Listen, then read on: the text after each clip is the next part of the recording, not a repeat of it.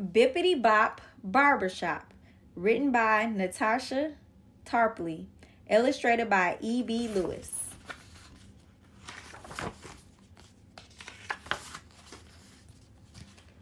Early Saturday morning, Daddy comes to wake me with our secret knock. Bippity bee bop bop, bippity bee bop bop. You up, little man? Daddy pokes his head into my room. I'm up, I say excitedly and jump out of bed. I can hardly wait. I'm going to get my first haircut at the barbershop today. Mama and my sister Kiana are still asleep. Daddy and I have the house all to ourselves. Quietly, Daddy and I dress in matching blue jeans and gym shoes, then head outside. We turn onto Main Street and stop at Jack's Sweet Shop. Daddy orders a gooey cinnamon roll and a black coffee, and a glazed donut and chocolate milk for me. Miles is getting his first haircut at the barbershop today, Daddy tells Mr. J.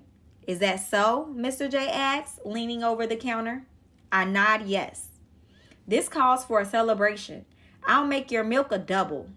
Mr. J pours chocolate milk into a tall cup. Be brave, little man, he says as he hands it to me. We eat as we walk. Up ahead, I see the green and yellow awning and the white letters on the window that says Seymour's Barbershop. Next to the door is a short white barber's pole. It has red and stripes which curl and swirl around it like a strange fish swimming in a sea of white. And there's Mr. Seymour in the window with his wild gray hair dusting off his big shiny chair. Mr. Seymour has been Daddy's barbershop since Daddy was a kid like me. Now he'll be my barber too. Inside the shop is crowded. Daddy stops to whisper something to Mr. Seymour. And then we walk to the back of the shop to find a seat. Hi there, Charles. Hi there, little man. What's going on? People call out as we pass. Fresh cut. First cut, one of the men asks me. I nod yes. Nothing to it, he says. Just gotta be brave. All these people are telling me to be brave, but I don't know exactly what they mean. What does brave mean, Daddy? I ask. It just means that you're not afraid. Daddy says. We sit down and I practice being brave. As Daddy and I wait our turn, we watch two men playing checkers. Slap! One of the men slaps his checker on the board. King me, he shouts with his arms raised high. Another group of men is clustered around the television at the back of the shop watching a basketball game. Come on, man, shoot the ball. What are you waiting for? Pass it, pass it. Foul! That was a foul. The ref must be blind. Woo, that boy can fly, one man cheers when his favorite player finally makes a basket. Jazz music, loud voices, and laughter blend with the buzz of clippers and the soft swoosh, swoosh whispers of scissors skimming loose hairs from a freshly cut head. I look at the men in the row of chairs in front of me. I can see their faces in a long mirror that runs along the entire wall of the shop.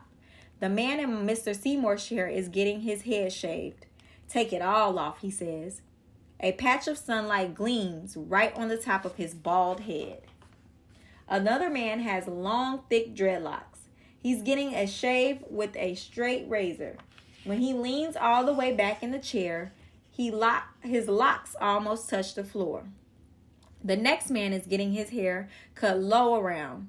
The clippers go back and forth, dipping and gliding across his head, making smooth waves that ripple through his hair.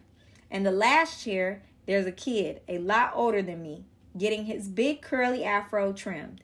Just a little off the sides, he says. But none of the styles I see look like me. After a while, Mr. Seymour points towards my dad and calls my name. Me? I look at Daddy and then at Mr. Seymour and then at Daddy again. You go first, Miles, he says and pats me on the shoulder. Be brave, little man. I can hear my heartbeat in my ears and my knees feel wobbly. But I stand up and walk over to the chair. Mr. Seymour helps me up. The chair is so high, then he drapes a big, wide cape over me to catch the loose hairs. What style would you like for your first haircut? little man?" Mr. Seymour asks. I shrug my shoulders. I don't know. Mr. Seymour shows me a poster hanging on the wall with pictures of all kinds of different styles, but I don't see any that look like me. I take one more look around the shop, and when I see Daddy, I know right away which style I want. Cut low on top and shave clean all around, just like his. I whisper to Mr. Seymour, and he goes to work. Mr. Seymour takes out his pick.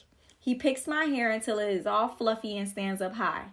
Then, with his scissors, he begins to cut my hair just like Mama used to do at home. But when he finishes with the pick and scissors, I hear him turn the clippers on. My heart starts beating fast again. Will the clippers hurt? What if Mr. Seymour accidentally cuts off my ear? The loud buzzing noise is coming closer. Then I feel a tickle creeping up the back of my neck. I get so scared, I duck as low as I can in the chair and throw the cape over my head. I peek out from under the cape when Mr. Seymour turns the clippers off. Daddy is squatting beside me. I tried to be brave, but I didn't know how, I say with tears in my eyes. You know, I was scared when I got my first haircut, Daddy says, and wipes my tears away. You were, I say with my eyes open wide. Daddy nods. But I'll tell you a trick. Pretend you are a giant, so tall your head touches the sky, and the buzzing of the clippers is just the sound of airplanes zooming by. Or maybe you're a superhero, saving the earth from a swarm of killer bees. Try it. I promise you won't be frightened anymore. So I close my eyes and think about giants and my favorite superheroes, but I can't picture any of them getting a haircut. Then I remember watching Daddy get his haircut, the way he sits up tall and closes his eyes halfway, like he doesn't have a care in the world. I think about how brave Daddy is, and I get brave too. When Mr. Seymour turns the clippers back on, I imagine that I have Daddy's long legs and wide shoulders.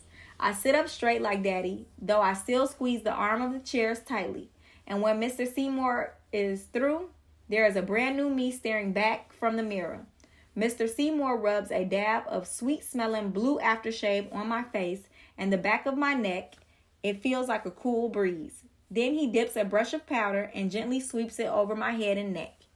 Daddy takes his seat in Mr. Seymour's chair, and when Mr. Seymour asks him how he wants his hair, Daddy says he wants a haircut just like mine. Daddy wants to look like me. When Mr. Seymour is finished, Daddy and I smile at each other in the mirror. You sure we're not twins? Daddy asks, raising one eyebrow. On the way out, some of the other men in the shop hold their hands out for me for high fives. Looking sharp, man, they say. Guess I can't call you little man anymore, Miles. You're one of the big boys now, Mr. Seymour says and shakes my hand. See you next time.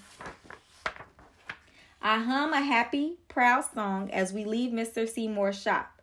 Bippity bop, bippity beep bop bop. Daddy picks up the tune.